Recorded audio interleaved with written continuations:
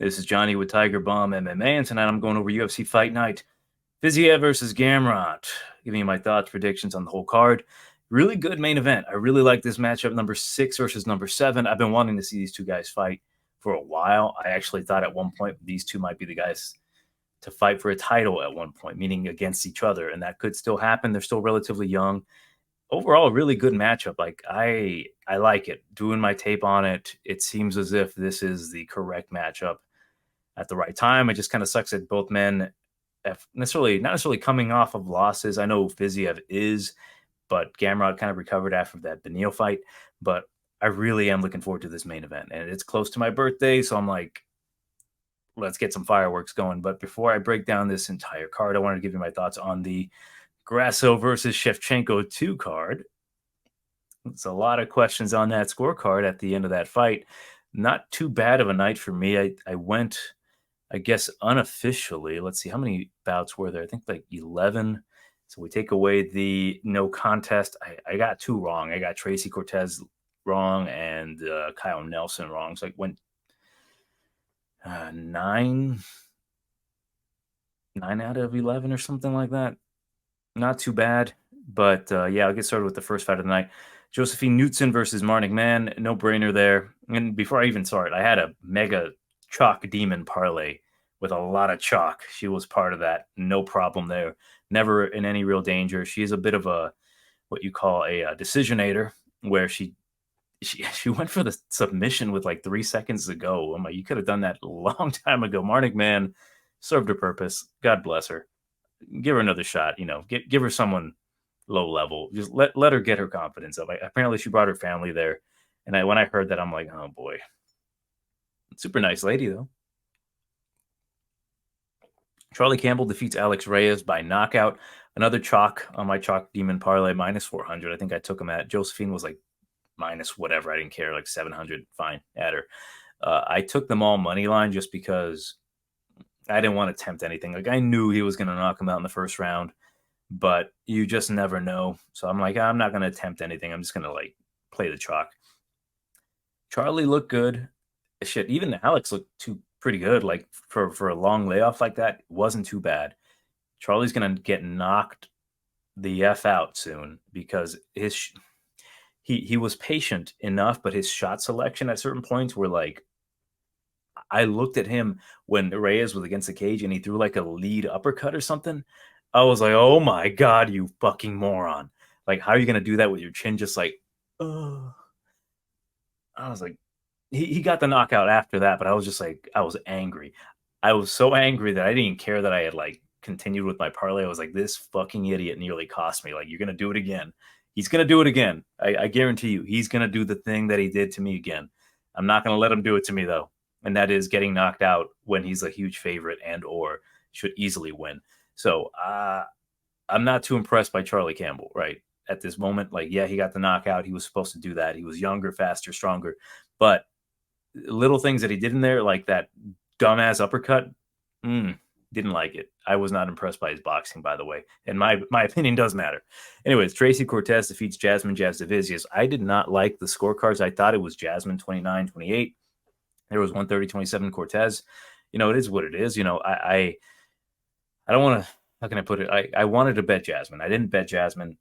I kind of let my delusions help me out here because I said, I'll bet Jasmine when she's like close to plus 125. She never got there. So I'm like, yeah, let's just pass. So let's not bother. I thought she did enough to win round number 2 and round number 3. She was getting pieced up on the feet by Tracy. I didn't expect that. I thought Tracy was going to shoot. I don't think she ever shot. Her hands looked better, but I didn't think that Tracy won that one, especially at 30-27. If you want to give it a 29-28, sure. That third round was a little close, but I thought Jasmine did enough. Just a little salty there. Like, salty in the sense of, like, Jasmine, I thought she did enough, and Tracy kind of squeaked by. Edgar Chairez defeats Daniel Lacerda. Now, I did have a parlay with Daniel Lacerda. The little demon told me, bro, bet Daniel Lacerda. He's plus money. He's going to probably win it. I know you said don't do it. I'm like, well, when do I ever listen to myself, right? So go to the casino. I put Daniel Lacerda with another person that I thought was going to win.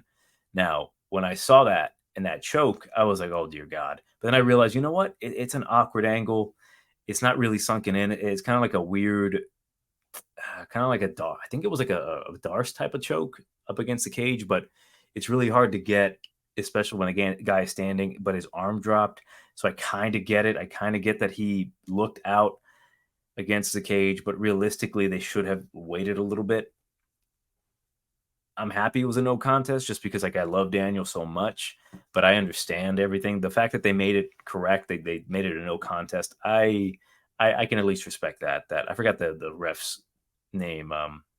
It doesn't matter. I'm very forgetful when it comes to like remembering little things like that. But I was happy that it went to a no contest. But at that point, I'm like, oh crap, I have half a unit on. Or actually, I have a unit on Daniel Lacerda. Well, it's a push and someone else, and then I also did the same exact parlay, and I had the main event. So as you can tell, I had a unit and a half on one person, which I'll get to.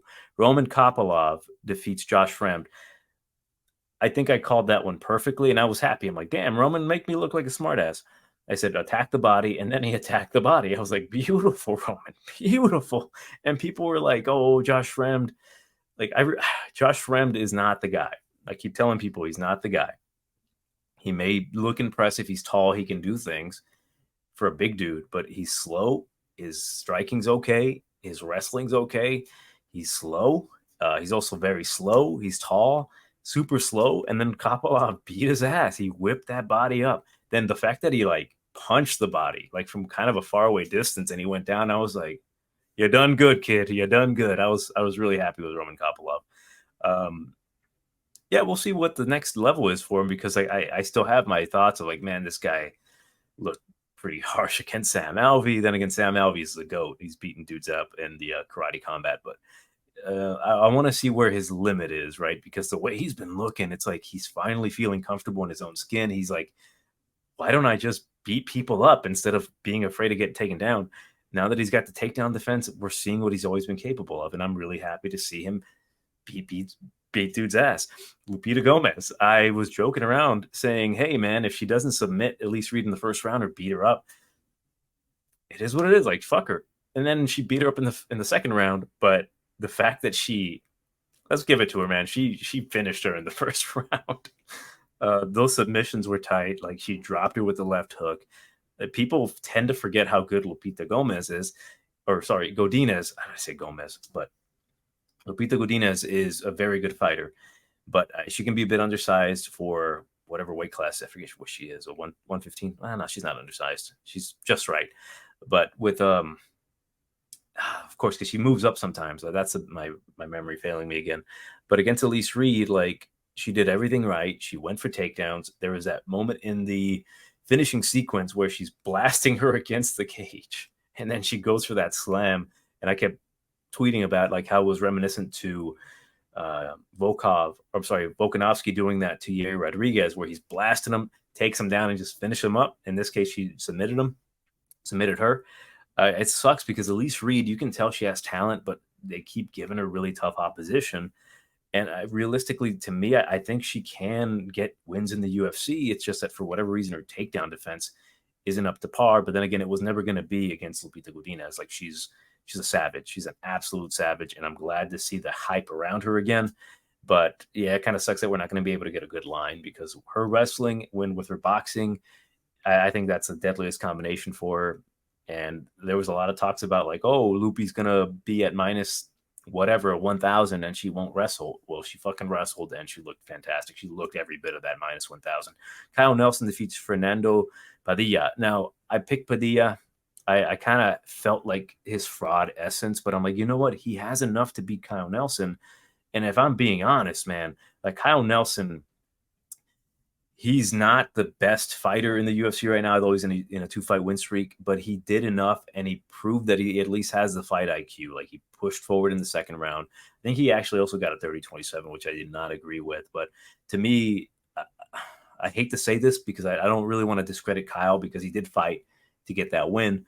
It did seem like Padilla didn't really have any interest in winning a fight. Like, he just seemed complacent, just kind of standing there, looking slow and getting hit. I really was disappointed with Fernando Padilla. Not because like, oh no, my predictions are going to be wrong. It's more of like, dude, I expected more from you and you didn't provide it. Speaking of expecting more. Daniel Zellhuber. Yeah, that was an interesting fight. Christos Giagos was cracking him early, and I kept thinking to myself, like, dude, why does he keep doing this to me? Like, I'm a big fan of Daniel Zellhuber. I think he is quite possibly one of the brighter prospects, but it just doesn't seem to come across in the cage. In that second round, it did. I'm like, damn, that's the guy I want to see. Like, why isn't he doing that earlier? Why is he allowing himself to get beat up by Christos Giagos? Christos hurt him in that first round, and I'm like, come on, dude. I thought that was going to be it, but like his recovery looked well, and he smiled at him. He started using his reach better. He kept going for awkward striking combinations with the boxing, and I'm like, you're leaving yourself a little bit too exposed. He was eventually catching Christos when he slowed down. I think he caught him with an uppercut at one point, and I'm like, ooh, there we go. Like, keep putting that pressure, dude. You got the better cardio. You are the better fighter. And I keep saying, like, he doesn't seem to believe it. And then when he does end up believing that he is the better fighter, he does shit like getting that anaconda choke on Christos Giagos. And yes, Christos does get submitted quite often, but what I was impressed by was not only did Christos try to defend that correctly, that Zellhuber's technique and squeeze was so good that Christos had no choice. He was like, oh, fuck, I got to tap. Like, he tried to defend it, and he was going for the correct techniques, but he couldn't. Like, you just see that Daniel's very good. We need to see more of that. And this was the guy that I actually bet with my parlay with Miyoho Lacerda. So I had essentially a unit and a half on Daniel Zellhuber. So I went from potentially winning like $1,000 to winning like not $1,000. I was very, very disappointed. Like, even with, the draw, I was like, well, if Grasso wins, because I had Grasso, if Grasso wins, then I'll get some money, right? They have to give me something. No, I didn't get shit back. But yeah, Zellhuber won. I'm still like, come on. Like, I'm going to keep an eye on his next opponent to see who they give him. Because if they give him someone that has a good chin, good movement, good boxing, good takedowns, then I may have to, unfortunately, fade the golden boy. Rosas defeats Mitchell. No problem there. I had him on my parlay as well. I had Zellhuber as well, like on a chalky parlay. So it was Rosas, Zellhuber, Campbell, Knutson, and Godinez. Did I have someone else? That was it. It cashed. I made like 3 units in the night. It was fine. I also had a bet on Grasso, which of course was voided because of a draw.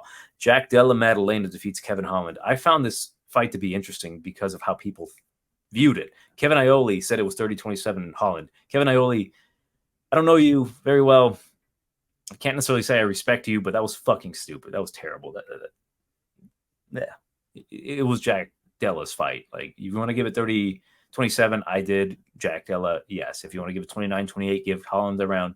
Sure, Jack Della outworked him. He hit the body effectively. He blocked a lot of the punches. Kevin Holland, I'm not going to say he didn't do anything.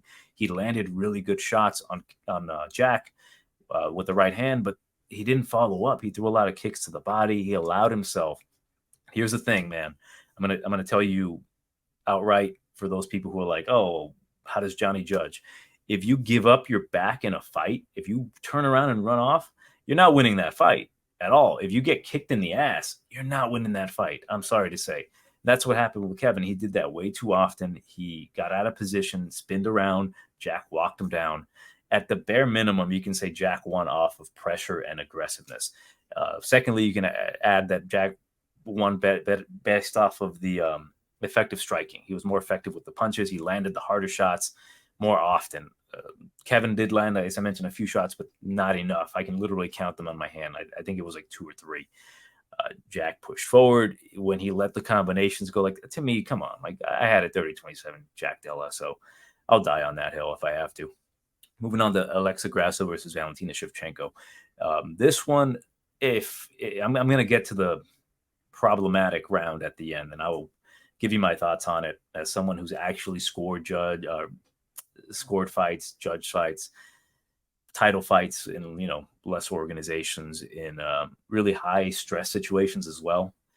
I went into this fight thinking, Alexa's going to look good. She's going to be able to defend the takedowns, put the pressure, and Valentina's going to come out looking a little bit confident at first. and then she's going to keep shooting for takedowns for dear life.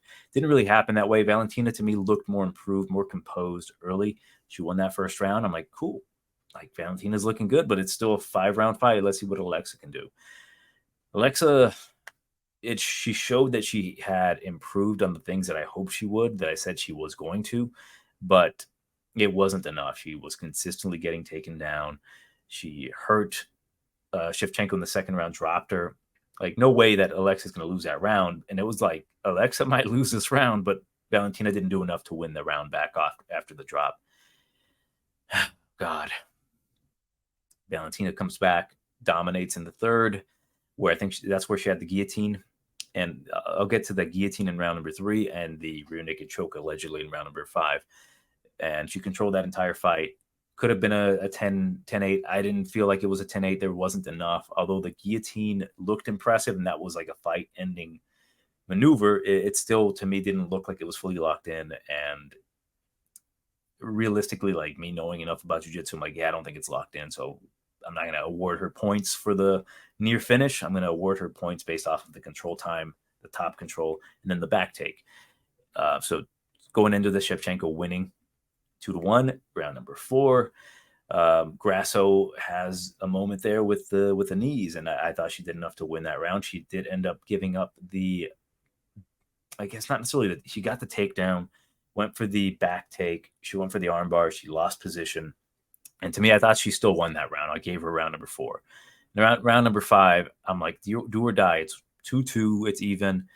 Round number 5 comes out, and then Shevchenko's winning that round. She's winning a majority of the striking exchanges. But I remember thinking, yeah, Shevchenko's going to cruise to a decision here, but Grasso can still win it. She can sway it by having a big moment. So I wasn't set in stone that, Valentina's winning this fight, but she was definitely doing enough to win the round at that point. And then what happens? Funny enough, I was messaging the boys in my Discord, and I'm like, I get a feeling that Valentina, and this was early, that she's going to do something stupid in the clinch, give up her back, and potentially get submitted. And that's kind of what she did. She gave up her back, going for that head and arm throw, which I'm like, damn, there it goes again, Like, I was rooting for Alexa. I had money on Alexa, but to see a former champion, go for that insignificant throw at this high level that got her in trouble many fights ago, not even many, 2 fights ago, I'm like, come on. So she deserved to get, her back taken at that point. Alexa landed a few shots. I thought she did enough to win that round. So I went, 48-47 Alexa Grasso. And then, they're reading the cards, and then the 10-8 allegedly in the 5th round for Alexa causes the draw to happen. Now, how do I view that 10-8? I joked around saying, like, Mike Bell, the reason he gave that 10-8 because the cartel knew where he lived. So that was my thought. I'm like, haha. But here's the thing, and this is why I'm not going to give Mike Bell a lot of crap. In the first fight, Knudsen versus Marnikman, he gave, I believe, 10-8s across the board to Knudsen because she dominated. And I remember thinking, like, Knudsen's doing enough to get the 10-8s. And the phrase is, she's opening the door to give the 10-8. Like, you're opening that path. And it's up to me, the judge, to say, let me walk through that path. I'm going to award it to her or not. Like, it's up to me to decide, do I feel like she did enough to win that 10-8? I didn't think so. I didn't think so with Alexa Grasso either. I thought it was a 10-9. I thought she was losing. And do I have a pen? Or whatever. The way it's really described when we're doing like our like every other few years we go and do our like judging re-education or whatnot. But they're like, you're with a pendulum. Whoever's winning the round, obviously the pendulum is swinging towards their favor. And it's really up to the other fighter to then do enough to kind of swing it back and to get it slightly into their favor or highly into their favor. And I think that it was going this way for Shevchenko. And then eventually with that back take, it was like, okay. And then when it was the control time, the punches, I'm like, it's still pretty close. And then with the overall fight ending with, Grasso with the back and going for like a neck crank, I'm like, that's enough to give her the round. That's how I felt. That's barely enough to give her the round. So it was not a 10-8. But to give you an idea of why I'm not like super upset at Mike Bell for giving the 10-8, not necessarily because, of course, he saved my night and, my unit on Grasso wasn't killed. It's more so because I don't know where he was sat and where he was positioned. And that's important. That's super important because I've been in that situation before where my scorecard was questioned by the commission. They're like, did you really give the fight to this person when everyone else had it 29-28 red? I gave it 29-28 blue. And I was kind of expecting to get some blowback. And I had notes. I always write notes when I'm judging. And I specifically wrote down reasonings why, just in case that were to happen. So I was like, oh shit, he's coming to talk to me. So I'm like, I'm ready to fucking explain myself. So he's like, did you really give it 29-28 blue? And I'm like, yes. Would you like me to explain? And I didn't have to explain. They're like, no, it's fine. Like, we just want to know. And the reason is because of my vantage point. Where I was sitting, I had the clearest view as to what I was seeing. Thus, I could judge what I was seeing. You cannot necessarily judge what you can't see. You can only judge what you think you're seeing sometimes, especially when a guy, the action's happening in front of me, and then the other two judges don't really see what's happening. So one day I'll kind of go into the specifics as to my particular situation with my scorecard. But the reason I bring up Mike Bell and the vantage point, if he's sitting somewhere where he cannot fully see, because I think they were close to the edge of a cage, Shevchenko and Grasso. And if Mike Bell's across from that and he can't see very well, you do have to kind of do like a cat looking outside for a bird. You have to like kind of like, what the fuck's going on? So at his point, he doesn't know how tight this choke is. That's my guess. This is my only like saving grace for him. If it turns out he sat like literally right in front of him, then he's a fucking moron. But since I don't know, if he could not see how tight the choke was or what was happening with the neck, if he thought, wow, she's got a choke in and it might get stopped any second if Shevchenko doesn't tap, because it's a fight-ending maneuver, it could lead him down the path of that 10-8. Again, vantage point. If he had a good vantage point of the guillotine attempt that Shevchenko had, and he's like, he doesn't have it, then I understand not giving the 10-8 because you see it. If he believes he sees a fight-ending technique happening, but he can't particularly view it correctly, he just assumes it is because he hears the crowd. I know that's not a good excuse, but like it does play sometimes. Like, oh my god, like it's gonna finish. Then that could have led him to think that it was a 10-8. So that, or he's just incompetent. But that's my saving grace. I'm not going to shit on him too much because I have no idea. So, but that's my thought on it. I thought it was going to be Grasso. The 10-8 saved her essentially. So overall, I'm not upset at it. It was a very close fight. I think it was the correct call in certain cases. If you're not going to give it to Grasso, a draw is fine because a lot of people are saying Shevchenko won. It was close. I'm not going to get butthurt over it. I did not like the way Shevchenko handled it. She was blaming Mexican Independence Day. I'm like, dude, come on. Like, yeah, all I'm going to say is like, maybe you shouldn't have given up your fucking back. How does that sound? You'd be champion right now. But it is what it is, right? I'm not going to complain about it. So let's get started here with the main card. Not the main card, but the main card that we're going to be talking about. Not very much I'm going to actually say because like we've got Montserrat Rendon, Monster Montserrat versus Tamires Tractor Vidal. Oh, god damn, baby. Minus 250 for Vidal. Come back on Rendon is plus 205. I'm like, oh shit, Rendon looks jacked. Funny enough, what are my notes? She looks like Mexican Caitlin Chukagian, does she not? Like, look at her. She looks like Mexican Chukagian. But I'll tell you one thing, she does not fight like Mexican Chukagian because regular Chukagian can fight. Mexican Rendon here, Mexican Chukagian, I don't know about her. She's allegedly a BJJ background. I'm going to have a really tough time talking about this one. She's tall. She can strike. And when I say she can strike, I mean she prefers to strike. She's quite possibly one of the worst fighters I've seen, and I've had the tape, which sucks, right? Because she seems cool, she's kind of got something going on in the face. She's jacked, she's tall, 5'8" compared to, 5'6". But ultimately it does come down to this, and this is where I'm like, I just spent like 30 to an hour taping this girl only for me to come to the conclusion of I'm going to go with Vidal because when she can actually fight competent enough to actually win fights. Like there's been a couple fights that I saw from Rendon. I think there was a Brittany Cloudy, where she won a split decision. I'm like, she didn't win that fight. Neither girl won that fight. It was awful. Brittany Cloudy, I remember that name because she gave Haley Cohen a tough fight, and I thought she beat Haley Cohen as well. So I'm like, if she's having really tough fights with girls who lost to Haley Cohen, I'm like, nah, bro. So I'm gonna go with Vidal. I think it might be a decision. So uh, more analysis I'm going to give you is that Rendon's striking's terrible. She kind of is lead foot heavy. Tamires throws good kicks. She's quick for being a big old lesbian, but I think she's going to have more power. She has more ways to win. She can push a pace. I think she can get takedowns. Realistically, if I'm going to give Montserrat a way to win, is by decision, by getting on top. But her takedowns are terrible. She's super hittable. I just didn't like what I saw. I'm not going to waste anyone's time. I would not advise betting either girl. Stay away from it, please, for the love of God. Get help if you do.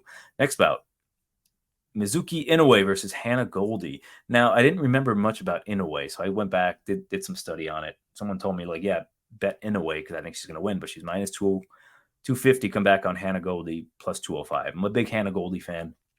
Not her fighting, of course, but everything else. Like I like a good set of teeth on a woman. She's got a good set of teeth, baby. 24 karat Goldy. When she came in, she had like the striking background. She's got some jujitsu. She's an all right fighter. She trains at a good gym. She's jacked. But what I have to say about Inoue is that she actually fights competently enough for me to forget that she's a female fighter. And I know that sounds bad, but it's the truth, right? There's a lot of lower level girls, like unfortunately Hannah Goldy, that like are at this stage when like girls up here that actually have skills. And I think Inoue does have the skill set. Like her fight, and although she hasn't had a ton of fights in the UFC and she's been away with a knee injury, she's coming back, but she trains at Sarah Longo's gym. She's got good hands, good head movement. She's got good jujitsu. I think she's going to come back here and more than likely get a quick finish. And I don't know if it's going to be by the hands or by submission. The issue is that because she's been away for so long, there is that possibility of the returning stunt where like she just doesn't feel in place. And a girl like Hannah Goldy can maybe beat her just by throwing side kicks and running around the cage and shit, or Inoue may not have the timing and she just would look off. In a normal day, she would just whip Hannah Goldy's ass. I'm going to go ahead and say that there's going to be a submission. I think Inoue, I'm going to guess because of the knee injury, she more than likely did more grappling, not a whole ton of striking. So I'm going to guess that her grappling has significantly improved since the last time. And her grappling's pretty good. Like she gave Lemos a good fight. And there was moments in that fight where she was landing good shots on Lemos, and her head movement inside the pocket against Lemos, a girl who was just basically throwing mad power, was very impressive. So I'm looking forward to Inoue coming back. I'm going to pick her by second round submission. I think she drops Hannah and then she goes for like an armbar or something. Not necessarily goes for the armbar, gets on top, goes for a guillotine, transitions to an armbar. You know how girls are in the UFC. Super flexible. But yeah, I'll go with Inoue. I'm considering parlaying her, but again, I know the risks. So like I just mentioned, she's been away for so long, but there's a good chance she can come out here and look fantastic, because I do think she is the much more skilled fighter. Like she was impressive in that tape watch. Although she lost that fight, I was rather impressed by her skill set. Moving on. Interesting bout. Jake Collier versus Muhammad Usman. We've got minus 170 on the motor. Muhammad Usman, the prototype, is back. Plus 175. Funny enough, if you have, I believe it is ESPN Plus, if you put in Jake Collier's name, 2 little images of him pop up. Like literally, they consider 170, 185, I'm sorry, 185, 205 Jake Collier to be a different person than fat motherfucker Jake Collier at heavyweight, which I thought was really funny. But they're the same age. Collier is a bigger guy by 1 inch in height. He's going to have a half-inch reach disadvantage here, and he's the plus 145 underdog. He clearly is not going to win a physique challenge. That's going to be more Usman. He's more jacked. He's allegedly has the better cardio. I don't want to waste many people's time, but I'm going to go with Jay Collier. And the reason for it is that I think he's just skill for skill, the better fighter here. He may not have the better wrestling than Muhammad Usman, but I think, again, skill for skill, the striking's better. He's faster, even though he's fat. Usman's very, very stiff with his striking. We saw last time out against Junior Tafa. I bet him in that fight, but he struggled in that fight as well. He has nothing from top control. I do expect him to look better, but realistically, I actually think that Collier is going to knock him out early because I think Collier does have the ability to wrestle. It's just that he got tired fighting a behemoth in Martin Buday, and he was looking good in that Buday fight, and that's what people tend to forget. Those body shots that he ate slowed him the hell down, and then he ended up losing a really close fight that I thought Buday won unanimously, of course, but he looked good, and I think he is a good fighter. He went from destroying Chase Sherman and him being like a huge favorite against Arlovsky, or not a huge favorite against Arlovsky, but who was it? Chris Barnett. And then he did pull a stunt there because he got tired. He got overexcited. Chris Barnett's a bad motherfucker, though. He's a tough dude. I don't foresee Usman really having much here. Like, he's going to maybe go for takedowns, but if he can't get it, that big belly of Collier is going to land on the back of his neck. Collier's going to turn around, punch him. I was never impressed by Usman. I've never been. I just know when to pick spots with the guy because you can take advantage of his particular skill set, which is kind of like a more cardio-esque heavyweight, and he's a big, strong dude.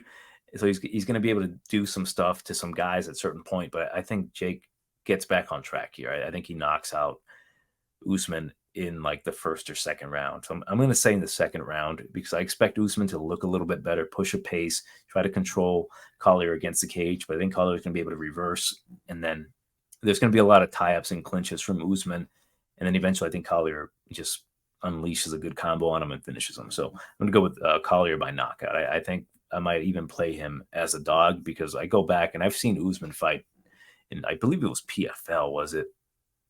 Yeah, it was in PFL. Brandon Sales submitted him. Like, he's supposed to have great cardio, but with big dudes, right? Like, Brandon Sales was a big guy, and he's not necessarily a great fighter, but he could not really do much with that big heavyweight body. I don't really think Usman's a true heavyweight, man, because he comes in like, what, 239? I think he can cut some weight, lose a little bit of muscle. Like, these fat guys like Jake Collier, I think he's going to have struggles with them because if Jake comes in here with a wrestling defense heavy plan, I think he's just going to be a little too much for Usman. So I'll go with Jake Collier. All right. Malkoun is going to beat Cody Brundage. Decision, whatever. Cody Brundage, he's not. No, he's no. Plus 360. No. Jacob Malkoun minus 485. Sure. If you want to take him by decision or by finish, whatever, but I think Malkoun's going to win. Like, he's at least shown to me that, man, this guy can absolutely grapple. And the fact that Cody Brundage, and I took Sadiq Dumas to beat him, the fact that Cody Brundage got out grappled by Sadiq Dumas really made me laugh. You just saw him break, and he breaks. He's got good striking early. Malkoun's going to keep going for that single, take him down. It's Malkoun's fight to lose here. If Cody gets back on track with something like out of his ass, it's a possibility. He does love going for that guillotine. So if Malkoun goes in there a little sloppy, I doubt it. I really doubt it. Malkoun's got great jiu-jitsu, but if he goes in there sloppy and he disrespects Cody, I think Cody does have that kind of squeeze. But again, I think Cody, he's going to have the squeeze and maybe let it go a second early, right as Jacob's going to like tap. And he's like, oh, I'm not getting, my arms are getting burned out. And then he lets go and Jacob's like, thank you. And then just decisions him. So I'm going to go with Jacob Malkoun by decision. I'm not going to waste anyone's time. This fight, though, Tim Means versus Andre Fialho, welterweight bout. Hell of a welterweight bout. It sucks that they're both on losing streaks, but it's crazy that, like, I'm still very excited about this fight. Minus 200 for Fialho. Don't like those odds. Plus 165 on Tim Means. It's almost like I have to bet that, even though I don't particularly expect him to win. Let's just say that. Now, no spoilers here because I still haven't made a prediction. Even if I didn't expect Tim Means to win, I think that's a very good price to bet Tim Means. Tim Means, yeah, he's 39 years old. He's at the tail end of his career. The fact that he's not winning fights in a while is concerning, but you look at the names, Kevin Holland, Max Griffin split decisioned him, which I didn't believe, so I thought he thoroughly whooped him. And then Alex Morono guillotined him. I thought he was doing really well against Alex until, he went for that takedown sloppy and he got guillotined. Andre Fialho, he's not looked impressive in a while. And I've got thoughts on him. Let me go back and check my notes, which I should have been doing that. I don't know why I haven't been looking at my notes. That's whatever. Andre Fialho, to break him down, great boxing, good combination. His chin is a liability, right? He's jacked right now. He's super jacked. So I'm like, why is he jacked?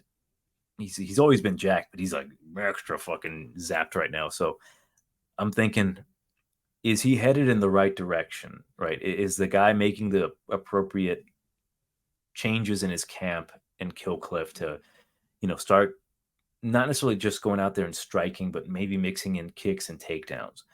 And I feel as if he is trending in the right direction, because at one point this guy, I made the joke that this guy doesn't kick. Like kicks are for which I had to bleep that, of course. But I think you know what I mean. And he started kicking at one point. I'm like, okay, cool. Like it's a good trend. Like you got to throw kicks at one point. You have limbs, use them. And then I'm like, it still didn't work out for him. Every single time it doesn't work out for him. Jake Matthews kind of gave him a rude awakening. Muslim Salikov kind of gave him another rude awakening. Like, man, maybe don't get a little too overconfident here. Buckley gave him a huge rude awakening because he looked okay. Like, I thought he had good moments again for Buckley. It's just that like he just didn't seem to have the adequate game plan. Like he was defending takedowns well. Buckley was the one actually initiating the grappling, which was like, hey, Buckley's at least doing something different instead of going out there and like trying to Mike Tyson everybody. And I'm like, but minus 200 for Andre Fialho. I know he's a younger guy, but the guy's he's been getting clipped really hard. The last knockout didn't put him out, but you just saw that like a couple more punches and he'd be out. And I just don't know how much damage he's taken. He is literally 10 years younger than Tim Means, but I think Tim Means' chin it's still very good. He hasn't been put out other than the last time, which was Nico Price, who got him with like a Nico Price bomb. So I do lean a little bit towards Tim Means, but if I'm being honest with you though, like there's something about Andre Fialho that him being so absolutely like muscular at this point leads me to believe he might do something different. Like he needs a win. I think he needs a win more than Tim Means. I think Tim Means he knows like, you know what, like I can't put in the same type of work I used to. I still have my quick hands, good combinations, good bitch slaps and whatnot. But Andre Fialho absolutely needs to win this fight, which kind of leads me to believe, like, is he going to maybe try to grapple here? Tim Means is now no slouch with the grappling, but he can get taken down. And I'm thinking, is Andre going to mix things up here? Because no one would expect it other than me, because I'm a fucking genius. But is he going to go for takedowns, or is he going to try to like strike with Tim Means and maybe get knocked out? Because his coaches should know this, right? There's no real striking that he needs to learn other than his defense. But when it comes to Tim Means, the way he throws his combinations, right, he'll slap you and then he'll hit you with something that you don't see coming. So I think that Andre might be out here looking to wrestle. Something just gives me that impression, like he's going to mix things up, because I did see a clip of him going for ground and pound. And I'm like, why would you highlight that? Are you trying to give us, the public, something to know? So something just tells me that, because like I am low key a bit of a Fialho fan. I want to see him get back on track. Like I'm a fan of both these guys. I've been a fan of Dirty Bird for a long time. I was supposed to see him fight in like 2000 like 11, but he ended up, I think, getting hurt. I don't remember if he actually was that night that he pulled out because he slipped on a tub, or maybe he actually knocked out like some sales guy, like a Brandon Sales, not a Brandon Sales, like some guy named Sales. But I've been a fan of him for a long, long time. It's just that, like, I think at his age, he's not particularly, obviously, he's not at his best. Although I think this product can still beat Fialho, it's going to be a Fialho mistake that causes him to lose. If Fialho gets on a bike a little bit, mixes in those takedowns, uses his boxing in close, cuts off the reach of Tim Means, use kicks for God's sakes. You're not a homosexual if you throw kicks, Andre. Just throw more kicks. I think he can get the job done. And because of that, I think he's going to win a decision, because he absolutely needs this win at any means, whether it be a boring decision or a knockout or a finish along the way. I'm going to go with Fialho to win this one by a decision. He's probably going to get knocked out, though, so don't trust me on that one. Next bout, Miles Johns versus Dan Argueta. I actually think this is a very close fight. Minus 190 for the determined one. Argueta come back on Chapo Johns is plus 160. So realistically, the way I'm looking at it is, Johns is kind of known for kind of breaking in the cage, and Argueta, he's not known for breaking in the cage at all. He's known to just push forward. And as of late, even though in his last, what do they call it? The no decision, in his last no decision, he fucking wrecked Ronnie Lawrence pretty early. Yeah, you can say, yeah, Ronnie's been sick or whatever, but the way he handled Ronnie was like, okay, Dan, goddamn, Dan. I know why Dan is scheduled to win this one. He pushes a good pace. He's got the massive grappling. No accusations from me, but he looks in very, very good shape. Like a little too good shape, if you know what I'm saying. But Miles Johns, he's training out of Kevin Ogden. Who the fuck is Kevin Ogden? Trey Ogden's gym in Missouri. He's not in Fortis, and I don't know. I don't know how to feel about that. There's some guys there that I like. Garrett Armfield, for example, 15 unit play on him allegedly. But he's got good qualities, right? He's got good hands. He's got good wrestling. Excuse me. But his mentality is where I draw the line with him. I feel as if he can get broken, and he's been broken. And I was telling telling someone, Miles John gets broken by a certain type of guy, a certain I don't know what, certain south of the border kind of character with a certain skin tone. Coincidentally, that's the same kind of skin tone and ethnicity that Dan Argueta is. Hispanics like Mario Batista, wrecked him. John Castaneda, wrecked him. I remember picking Miles John against Castaneda, but I'm like, yeah, John, if he does what John should do, I think he can potentially break Miles Johns. John breaking Johns. Dan does not have the striking of Miles Johns. I think John's striking is better. His boxing's good, good movement. This is literally a tale of potentially 2 rounds. Round number 1, Miles Johns looks good, skirting around the cage, defending the Dan Argueta takedowns. Dan's not going to get discouraged, though, so he'll keep moving forward. He'll probably throw some bombs, eat a couple jabs and stiff punches, but he'll keep moving forward because it's a cliche, really. His nickname is Determined, but he is really determined to get a win out there. Like, you just see it. Like, he's very motivated. He'll go for it. But yeah, Miles Johns might look very good in that first round. The second round, though, I get a feeling that Dan Argueta is going to keep doing the same thing, but Miles won't have the mental strength to continuously do what he was doing earlier. And I think he might get caught in like a deep single leg that leads to a double where Dan lifts him up and he slams him and he does get back up. But after that, he's like, oh shit, I don't want that to happen again. He's not going to get focused. And that's my biggest issue with Miles Johns is that you can just kind of tell that he loses focus and he kind of accepts his fate in his mind and his body reacts to that. Like Miles can definitely win this fight if he's on point, but the fact that Dan Argueta is not going to give him any real comfort kind of leads me to believe that Dan Argueta is going to win this one either by, decision, very close decision perhaps, or he wins the later end of the second round and the third round, or a finish in the second or third round. I don't want any part of this one because I do consider this one to be a very close fight where, you kind of forget how good Miles Johns is. Like his striking is good. He has good power. It's just, again, if Dan Argueta says, fuck all that, I don't care how good you are. Like we might see Dan Argueta legitimately just treat him like scum, just take care of him easily. If he does that, I'm like, whoa, because like you can discredit Miles Johns all day and night. He only has 2 losses. He's lost to good guys. It's just, again, I feel bad saying it, but like I do get that indication that he's not particularly mentally strong. Like he faces adversity in his mind and his body goes along with it. So I'm going to go with Dan Argueta by decision on this one. I am looking forward for this fight. Funny enough, like I'm going back home to LA here soon. The last time I was back home, Miles Johns fought, and he fought a terrible fight against Vince Morales, right? Which is funny enough, he's a Hispanic, but he doesn't fight anything like the other 2 guys. So I'm going to probably be in the same situation, driving around the streets of Corona, California, and watching a Miles Johns fight on my phone. So interesting. I just kind of thought of that.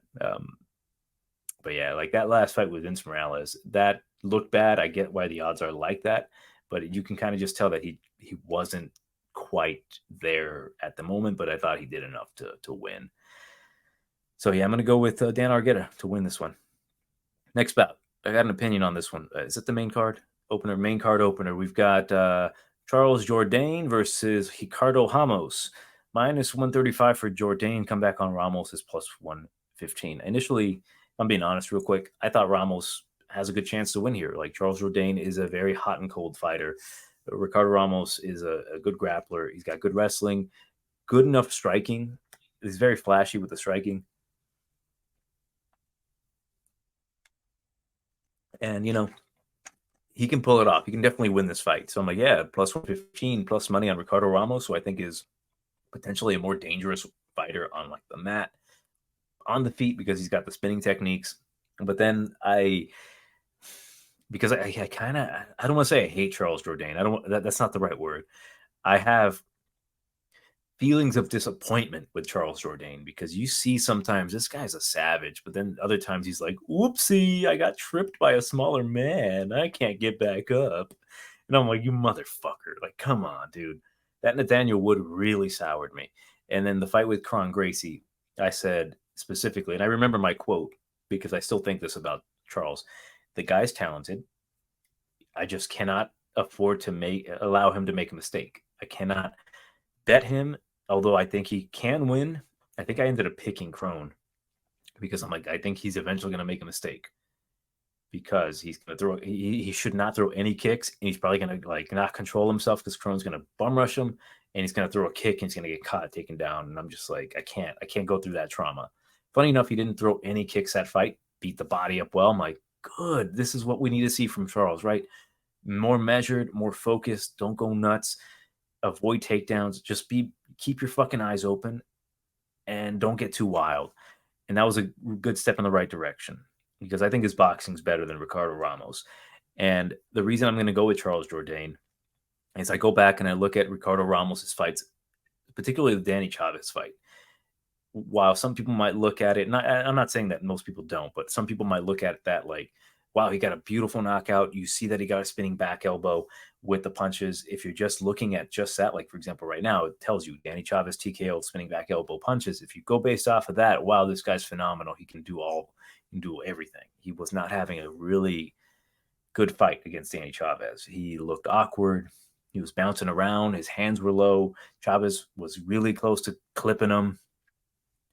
And then he caught him, and it looked great. It was awesome. He's fantastic. But I don't like the way he keeps his hands low. Go back in his fight with Tukagov. Tukagov was piecing him up with a jab pretty easily. So I'm like, my conclusion is Ramos is lanky, awkward, and his boxing's absolute shit. I think Charles is going to beat him up with the boxing. I think, honest to God, Charles can beat him with just a jab. He just needs to avoid getting out wrestled. I think Charles is an incredibly dangerous fighter. Just chill out with the air stuff. Don't go bananas.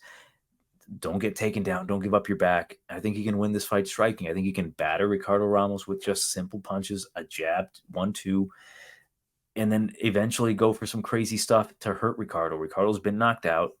Charles has been finished by submission as well. I still have those issues with Charles where I think he could be winning this fight, and then he makes that one mistake, gives up his back, Ricardo takes his neck or something. So I'm still debating betting Charles, to be honest with you, because of that. Like, I still have that, like, there's so much trauma with Charles for me. I'm like, dude, what are you doing? Like the Erosa fight, I know the whole myth is like, you drop Erosa, he comes back, he beats your ass. But then like the Nathaniel Wood, I know Nathaniel's good, but getting tripped like that consistently, I'm like, I could not. I just, it broke something inside me with Charles Jourdain. I'm going to pick him to win. I'm going to say he's going to beat him by second, third round TKO. We'll see. One thing I forgot to mention is Ricardo Ramos did miss weight. His last fight, he he was supposed to fight. Who was he supposed to fight? He was supposed to fight Austin Lingo. He showed up at, it's supposed to be a featherweight 145. He showed up at fucking lightweight. So I'm like, what happened to him? Okay, I guess he got injured. We'll see. I think he's in good shape now. I don't think he's going to miss weight. So we'll see what happens. We'll hopefully see a better version of Ricardo Ramos, but I don't think his boxing is going to be up to par to beat Charles Jourdain in the feet. So I'm going to go with Charles to win this one, literally just by primarily just striking and throwing basic, combinations with the jab, 1-2, 1-2, maybe no hooks. Who the hell knows? With Sean Strickland winning the bout, Shit, I've been practicing my 1-2 all day. So I'll go with Charles by boxing. Ooh, Brian Battle. Pooh Bear. It's now the Butcher, guys. Brian Butcher Battle, Triple B versus the Ghost AJ Fletcher. Minus 195 for Battle. Come back on Fletcher is plus 165. Battle's going to win this one. I don't know how he's going to win it. I know Fletcher's a tough son of a bitch. I like Fletcher, but for the love of God, go down to lightweight, man.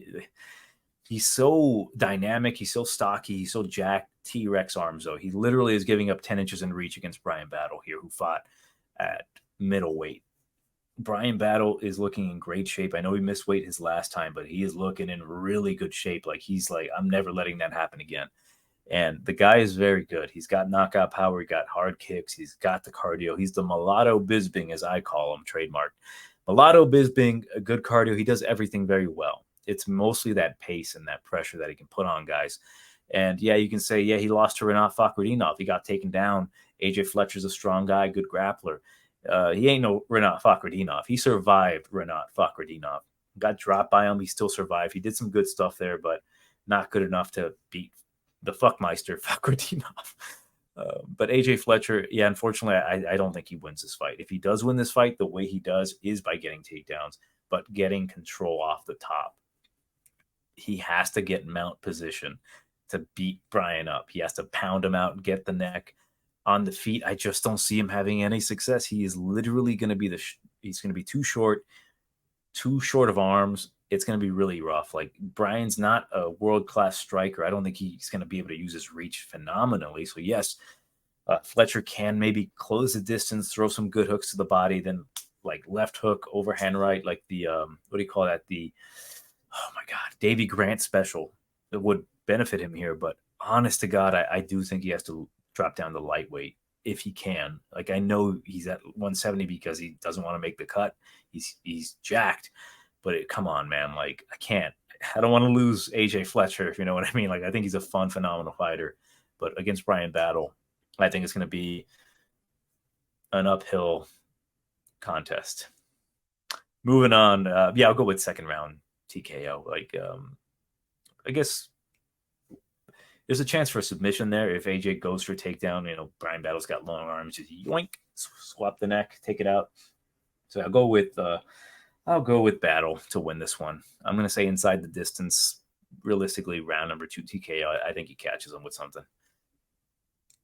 Next bout, Marina Rodriguez versus Michelle Waterson 2. You know what's funny? I broke down this fight, the first fight. I'm doing like reviews on it, and I completely forgot they fought. I was like, what? Number 2? When did they fight? Like, motherfucker, you broke the fight down.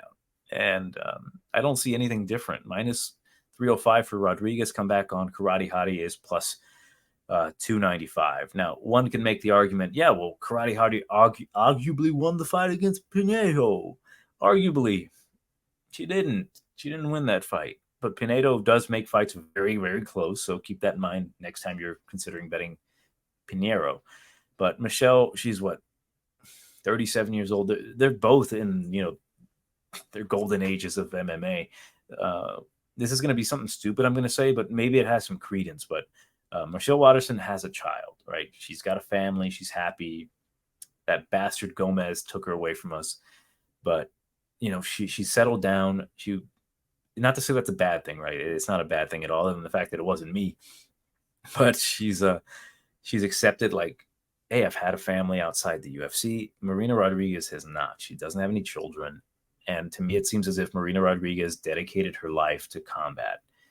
And although she's not on the best spot right now, she's on a 2-fight losing streak. I still think that the fact that you sacrifice so much for fighting, just kind of something that I thought about. Like, she's getting up there in age. They're about the same, but they're so far apart in their personal lives. At least I have no idea. I'm just making a dumbass assumption, but I just kind of thought about that. Like, when is Marina going to retire? Is she going to start a family? Who knows? Maybe she doesn't want a family. I have no idea. I thought about that, but like, I kind of feel like Michelle Waterson she's able to accept the fact, like, yeah, if I lose this fight, maybe I'll get cut. Maybe I'll get another shot. But I think for Marina, if she doesn't win this fight, especially at those odds, it could be the chopping block. Her takedown defense has regressed completely. Like, That, or she's literally just fighting really hard competition. But Jovana Jandiroba was taking her down a little too easily for me, and I hated that. I absolutely hated that. But I think she's going to win this fight by decision. Her previous fight being a 5-round fight, she won 4 out of the 5 rounds. And in the first 3, because now it's a 3-round fight, she won 30-27, 30-27, 29-28. Now, I think Marina Rodriguez, being the taller girl, the better Muay Thai, she's going to have her moments there. And if she can finish Waterson, that'd be the best optical view. Like, hey, you know, she just got to finish. She might be able to squeeze in there in the title picture, possibly. But yeah, I do think Marina absolutely needs this win, and I am potentially considering parlaying her as well. I'm not certain, but like when I think about Marina Rodriguez, how is she mentally right now? She's on a 2-fight skid. Is she going to be like, I need to win this fight? I'm coming in here, I'm doing my reps, I'm defending takedowns, I'm doing everything I can to win? Or is she just kind of like eating cookies and just being like, what's the point? Or is she thinking, maybe if I already beat this girl, I know how to beat her? If she comes in here too confident, Michelle can win this fight. She can grapple. Granted, her grappling's not great, at least getting the fight to the ground, but when she's on the ground, if she takes your back, the girl's pretty phenomenal. But yeah, I just got to know that I face a lot of risks if I'm going to bet Marina Rodriguez, but I'm going to take Rodriguez by a decision. Next bout, co-main event, Thug Nasty Bryce Mitchell versus Dan 50K Ige. I still miss Dynamite Dan Ige because, you know, he's not consistently getting 50K anymore. At a certain point, he was having like bangers after bangers, but it's a great fight between these two. We've got Bryce Mitchell minus 160 comeback on Ige is plus 135. I do think the plus 135 on Ige is a good price for him because it is stylistically a very difficult fight for Dan Ige on paper, but realistically, it could be a very good fight for Dan Ige because he's got massive power. He's a black belt in jiu-jitsu. The guy he's jacked, right? There's just a couple little things that I'd like to bring up about him in the past that can get you in trouble if you do decide to bet Dan. So you have to be aware of it. Bryce Mitchell right now, you know, he came off of a devastating loss to Ilia Topuria, who might become champion here soon. So it's not a terrible loss. He did well in that fight. It's just that Ilia was not to be denied that night. He is facing some issues outside the cage. You know, if my ex-girlfriend killed my fruit trees, I'd be very pissed as well. But there's like a video circulating of him and his, I'm assuming it's his ex-girlfriend who took his dog, and he's like, give my fucking dog back. And I don't know where his mind is. I really don't know. I worry about that, especially if he's going to be the favorite. Had he been the underdog, I'd be like, I'll take a price like that on Bryce Mitchell minus 130 or plus 135.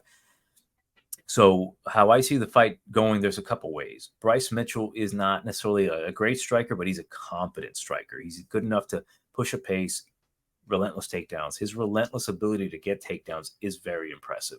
Dan Ige does have good takedown defense, but in the past, he has been out-grappled by a lot of competition. And I'll go back. And the thing about Dan is that he, at one point, was fighting very, very close with guys. Like, he would go to split decision all the time. So going back, let's see here, let's go with Mirsad Bektik. Mirsad Bektik lost the first round. He won the second round, and then a very close third, which Ige won. But like that was a very relentless type of wrestler. He does gas himself out. Bektik doesn't. I think he's retired at this point. But at one point, I'm like, this guy is pretty good. And then the damage ruined his life. Barboza, some could argue that he lost that fight, but again, he does fights, really close fights with guys. His losses, for example, are honestly to really good strikers with good takedown defense. Calvin Kattar whipped his ass. Chan Sung Jung whipped his ass. Josh Emmett whipped his ass. Evloev surprisingly whipped his ass on the feet, but those takedowns eventually got to him. And that's what kind of makes me think, well, there's a good chance that Bryce Mitchell, who has those relentless takedowns, he's got a pretty decent chin. He can move forward, push a pace, not necessarily tire Dan out, but get consistent takedowns. He's a very good wrestler, very good jiu-jitsu as well, but not incredible. I don't think he's going to be able to finish Dan Ige. If he finishes Dan Ige, I'm like, holy shit, Bryce, like you're back, baby. But Dan is a very, very good fighter, right? Like he can get power, he can get knockouts, he can get submissions. There's the power difference is going to go on Dan Ige. I think the striking advantage is going to go to Dan. So he's got the striking, the power. He has wrestling of his own.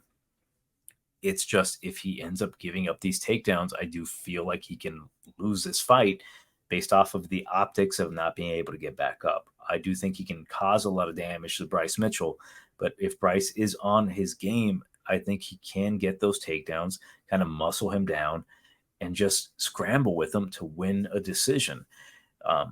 Money wise, I kind of feel like you have to bet Dan Ige, so it is like a dog or pass for me. Kind of gauge it based off of like maybe live bet it. If Dan's getting taken down really easy in the first round, like, oh shit, stay away. If you see Bryce getting hit a little too much and then he gets the takedown, I might put a little bit of money on Dan Ige. I am considering a bet on Dan just because, like, fuck it. I haven't really taken a lot of chances these last few cards. I've just been betting a lot of chalk. Although successful, I still kind of feel like a little pussy. So I'm considering Dan, but I do think that Bryce might win this decision. Like, I am so tempted to pick Dan Ige because he's got the dog in him. He is the dog. Oof. Because Bryce doesn't particularly have the striking power. Not to say that he can't hurt Dan Ige. This is a fucking fight. Anything can happen. And I'll talk about that in the main event. But, for Bryce to have enough power and striking ability to knock out or hurt Dan, I don't know if he's got that to kind of threaten him on the feet, to make him unsuspecting of the takedown, where it's like, I'm beating you up. Like Evloev wasn't having the best time on the feet at one point, but then he was. Like, he hit him with a flying knee, he hurt Dan Ige, he busted him up, and then the takedowns got easier, and then Dan is just like, oh shit, like he just kind of accepted it, like, God, this sucks, I can't win anywhere. Bryce only has kind of that one path forward, at least from what we've seen of him. Guys come out different every time. He's had a good layoff. His striking could have gotten better. Maybe he's developed a really fucking solid technique we don't know about. Maybe he's throwing elbows. We don't know yet about Bryce Mitchell until we see it. I'm going to pick him by decision just because I think if he does get these takedowns, they're going to be the deciding factor towards a split decision or a unanimous decision for Bryce Mitchell. But if Danny can get those body shots in, the hooks to the body, you really bust up Bryce's face. I still think even then Bryce can push forward and go for these takedowns because he's a relentless motherfucker. But, Dan's a very good fighter. It's really hard for me to pick against him. Either guy, because I like both guys. It's going to be a fun fight. It's going to be potentially fight of the night. The way both these guys fight, it's going to be crazy. But at this point, I wouldn't advise really betting it, although I might take Dan Ige. But again, my brain is telling me to go with Bryce Mitchell. So I'll go with Mitchell by a decision, very, very close decision. But I might potentially bet Ige or possibly wait till live bet him. Good fight, though. And then finally, main event, Rafael Ataman Fiziev versus Mateusz Gamrot. We've got Fiziev minus 140, come back on Gamrot plus 115. I thought I saw that a little higher. But we've got a 30-year-old man in Fiziev versus a 32-year-old man in Gamrot. And this fight is clearly striker versus grappler. We've got a very, very, very accomplished grappler in Gamrot, and we've got a very highly accomplished striker in Fiziev. So we've got very similar reaches, 70.5 for Gamrot, 71.5 for Fiziev. Gamrot, the taller man, by 2 inches. It's going to be a fantastic fight. I've been looking forward to this fight for a while. It's like, to me, it's like they have to fight, and I'm glad they are. And I have opinions on it. Clearly, I don't have to tell you how good Fiziev's striking is. Phenomenal striker. I can talk about the fight with Gagey, which I will. Mateusz Gamrot, I don't think he gets a lot of love these days anymore, especially because of his last few fights. The guy's a phenomenal grappler. His scrambling ability is ridiculous. He's got great cardio. He's got a good right hand. And he's got a good chance to win this fight. And that's why the odds are so close. So I'll talk about the fight with Gagey. I had money on Fiziev to beat Gage. I had him on a couple parlays. I was super confident in him. It was like minus 280, I believe, or minus 230. I can't remember if it was a 3 or an 8, but I was like, Fiziev's looking good. To me, he won the first round. Clearly, the judges did not seem to agree on that one. I think one judge gave all 3 rounds to Gagey, if I recall. But I thought it was clear Fiziev won round number 1. He threw more output. He looked better. He was fast. I think he at one point hurt Gagey. Round number 2 comes along, and it was close, and I kind of felt Gagey won that one. Round number 3 comes along, and this is where I kind of noticed something about Fiziev. He completely dominated the first half of that round. He threw a knee to the face, I believe, of Gagey. I don't recall if it was but he landed some good stuff on Gagey. Gagey didn't really retaliate at all. Like, he was just like, oh crap, like, I need to do something quick. And then what Gagey found was very simple and effective jab on Fiziev. Fiziev had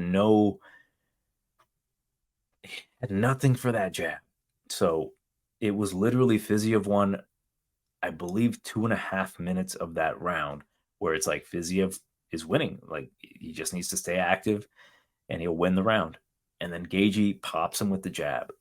And I'm like, okay, jab's not going to win him a fight. Lo and behold, the jab won him the fight. He kept jabbing him.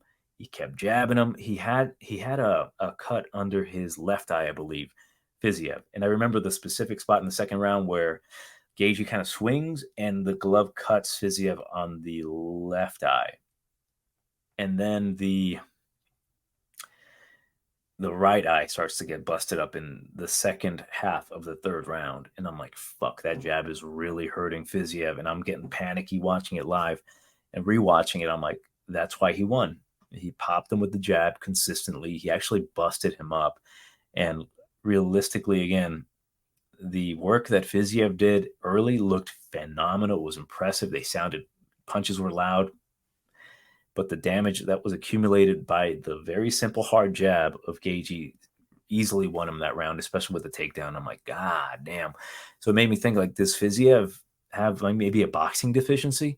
And I've been thinking this recently, right? Like, I put a lot of volume and a lot of stock in a fighter's boxing and boxing defense, not kickboxing, but actual striking boxing. Like, because sometimes a good jab can beat any flashy kick that a fighter has, as we saw with, Sean Strickland and the dog man, the Chinaman, Izzy. Mateus is not particularly a great striker, but when he does throw the right hand, he does throw it straight. And he does have a lot of power in that right hand. So I'm like, I've seen enough MMA, I've seen enough upsets that if Gamrot can knock out Fiziev, would not be surprised. And the reason I think that's a possibility, not to say that I'm picking that to happen, is that Fiziev does like to throw a lot of hooks, lots of hooks, and you can defend those. Just kind of cover up. His kicks are phenomenal. He throws a lot of kicks, but I don't particularly think his punches are great. He throws a lot of power. He's got a lot of kinetic energy in the hips to throw those wide hooks. So those connect on Gamrot's face, he can knock him the hell out. But Gamrot does have a good chin. They both do. It's a 5-round fight. And when I saw this announced, I'm like, there's a couple ways this fight can go, in the sense of, like, pacing wise. Fiziev could absolutely school Gamrot, because we've seen Gamrot kind of embarrassed out there a few times. Like, his last fight with Jalen Turner was close, but you just saw something in him, right? You saw him not give up on takedowns. He was relentless with takedowns. He eventually got the big man down. The Beneil Dariush fight, that's where I had my biggest criticisms of Gamrot, because I don't think he'd been exposed quite yet. Like, I saw the guy's either in striking mode, throwing punches, or in grappling mode, waiting to shoot. And that's where Beneil, accomplished grappler himself and a good striker with power, was able to exploit that.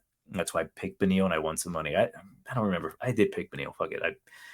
I forget sometimes who I picked. I just remember that I bet him. So I don't want to, like, mislead people. But I show with Mateus, and going even back to his fight with Arman Tsarukyan, like, Tsarukyan was kicking the shit out of him, but he didn't seem to take into consideration that he should be hurt by these kicks. He's like, whatever, like, he still moved forward. He's got the great cardio. He's been 5 rounds grueling with a really great prospect. And I feel like he is being a little bit undervalued, right? Like you see Fiziev, his ability to strike, and the fact that he had a really close fight with Gagey, that you can argue that he won that fight. Like you can say that he won the first 2 rounds. He didn't win round number 3. Oh yeah, one of the fucking judges gave it a 10-8. That was not a 10-8. There was no there was no way near a 10-8.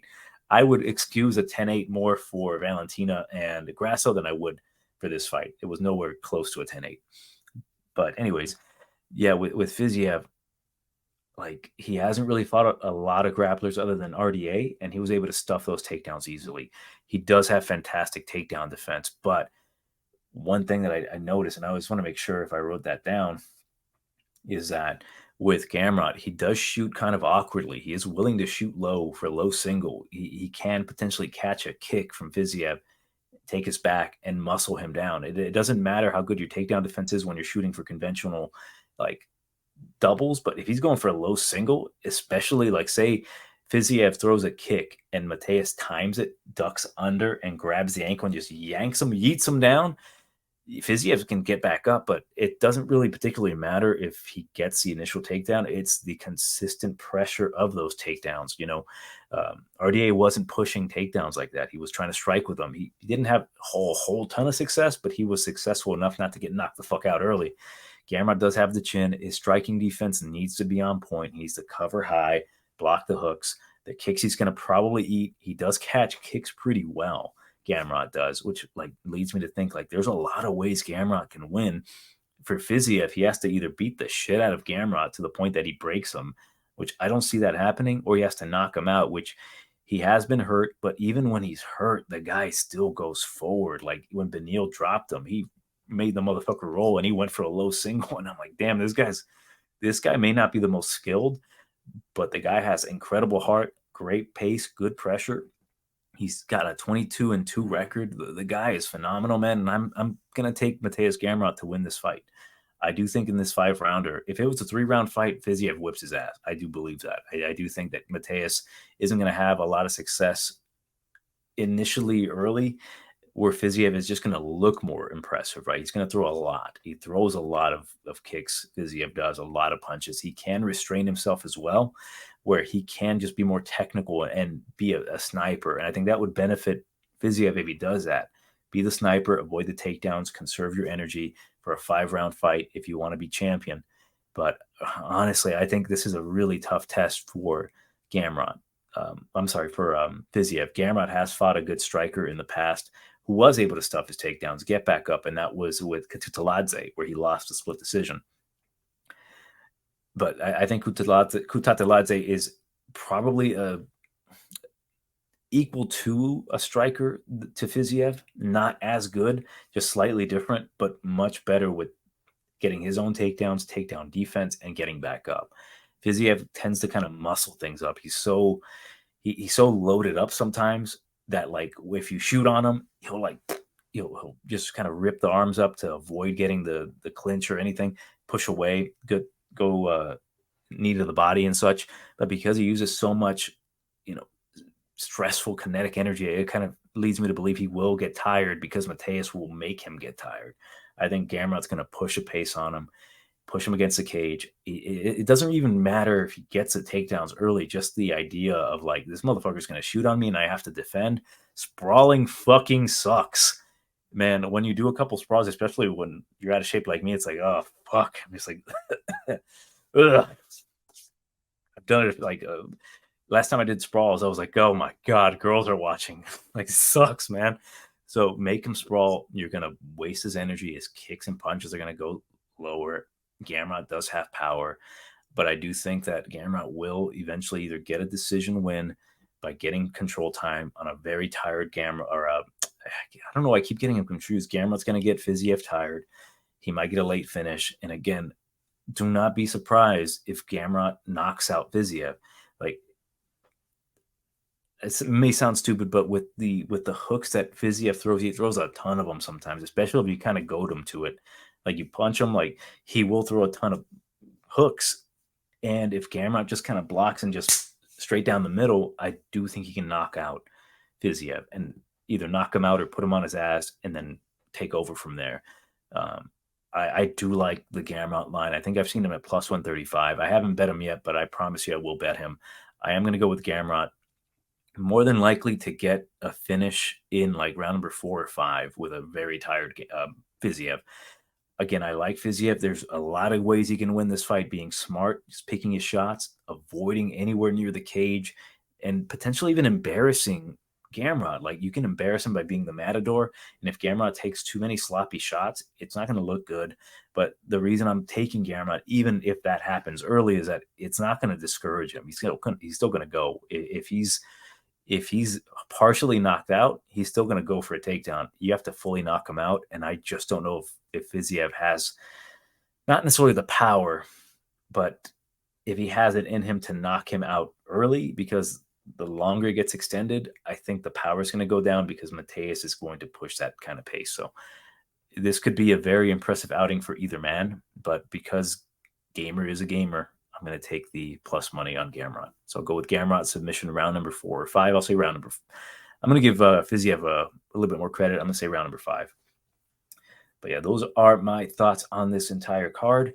Let me know what you think overall about the main event, because like I am incredibly excited for this fight. Just when Gamrot fought Arman Tsarukyan, I was like, he can fight.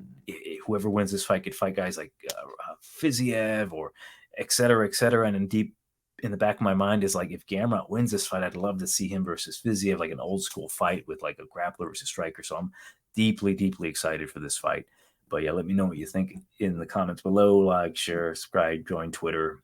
Should be links there. Join the Discord if you're not a pussy.